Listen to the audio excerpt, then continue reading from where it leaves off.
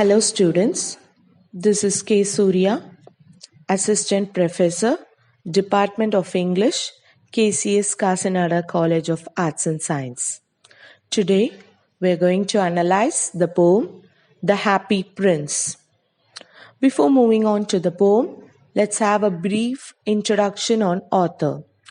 The Happy Prince was written by Oscar Wilde. He was an Anglo-Irish playwright, novelist, poet, and critic. He is regarded as one of the greatest playwrights of the Victorian era. In his lifetime, he wrote 9 plays, 1 novel, and numerous poems, short stories, and essays. The Happy Prince is a story by Oscar Wilde. It is about the story of a statue, the Happy Prince, covered with gold and many fine jewels. It sits overlooking the city. One day, a swallow bird seeks shelter under the statue and discovers the prince not happy but sad. The bird becomes friendly with the prince and tries to make him happy by assisting him in his desire to ease the suffering of others. It plucks out the ruby, the sapphire, and other fine jewels from the statue and delivers them to those who are poor and needy. Now, we move on to the analysis of the poem. The story of the Happy Prince dwells upon the themes like social injustice, redemptive power of love, and loss of innocence. In the story, we come across a statue who at one time a real prince. When the prince was alive, he was a happy person. He lived in the palace and did not know about human suffering. His life was full of joys. Upon his death, his statue was built at the top of a tall column in the city. The statue was covered all over with thin leaves of fine gold. For eyes, he had 2 bright sapphires, and a large red ruby glowed on his sword hilt. The statue of the Happy Prince looked beautiful, and everyone in the city loved to see their prince. Since he was placed high above the city on a tall column, the prince was able to witness all the sorrows and sufferings which the common people faced in their daily life. But the prince remained ignorant of them during his lifetime. This made the prince very sad.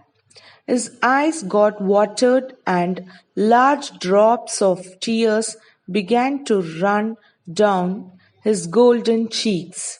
A little swallow, who had alighted between the feet of the Happy Prince to spend the night there, became curious to know where did the drops of water fall from.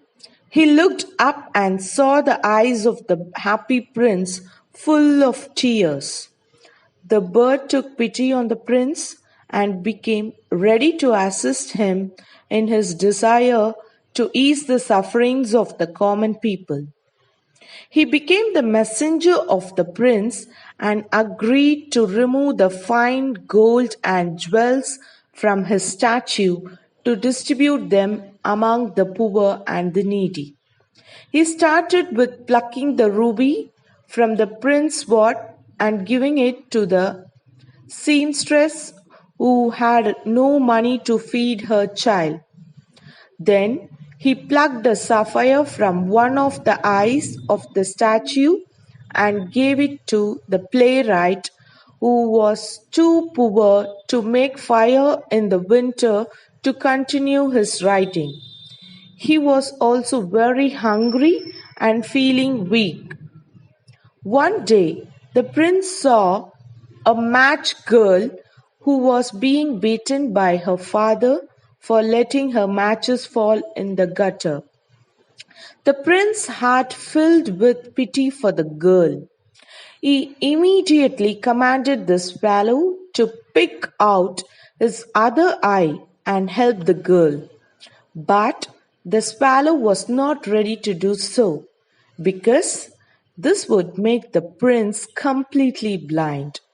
On being insisted, he plucked out the prince's other eye, swooped past the match girl, and slipped the jewel into the palm of her hand. The little bird decided not to leave the company of the happy prince who had gone blind now. Although the prince was not able to see the sorrows or sufferings any more, he knew the bird was there. So he instructed the bird to take off the fine gold he was covered with and give it to the poor.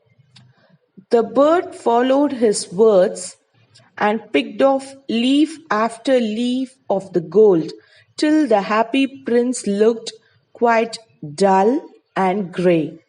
Then the snow came, and the poor little swallow grew older and colder. But he did not leave the prince. He grew weak and died from exposure and exhaustion. Just at that moment, a curious crack sounded inside the statue as if something had broken. It was, in fact, the leaden heart that had snapped right in two at the loss of the sweet and kind swallow. The statue was no more beautiful and useful. So the two councillors and the mayor pulled it down. Then they melted the statue in a furnace, but the broken heart did not melt. So they threw it on a dust heap where the dead swallow was lying. When God asked one of his angels to bring the most two precious things in the city, the angel brought him the leaden heart and the dead bird. God welcomed the two in his garden of paradise and deemed them beautiful creations. Thank you.